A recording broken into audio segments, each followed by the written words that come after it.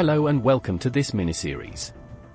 On this episode, we are going to explain what Sharia meant before Islamic scholars hid the meaning from the masses. The solution to this problem is easier than you might think. The word Sharia appears only once in the Quran, in Surah 45 verse 18. We only need the two verses before it in order to understand the context. All other verses before and after are generic verses talking about God. However, these three verses tell us everything we need to know. It really is that simple. Let's remove the name Muhammad from verse 18 because he is not there in the Arabic. Let's now read in context.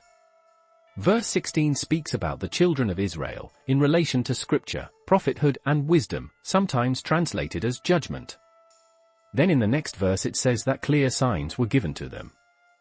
Immediately after this, it says that they did not differ until knowledge had come to them.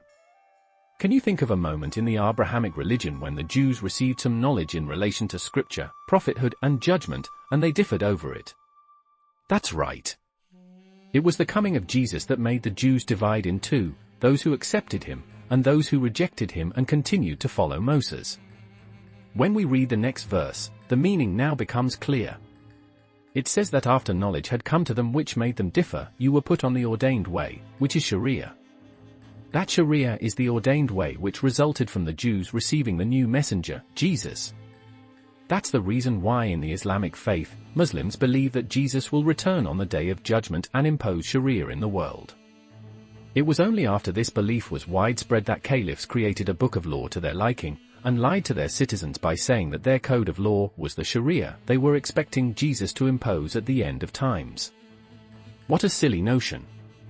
He who was punished with lashes and saved an adulterer from being stoned to death would impose a code of law that allows such acts. What an insult to the Messiah they claim to love. In the next videos we'll discuss stories in the Quran which Islamic scholars have hidden from their followers.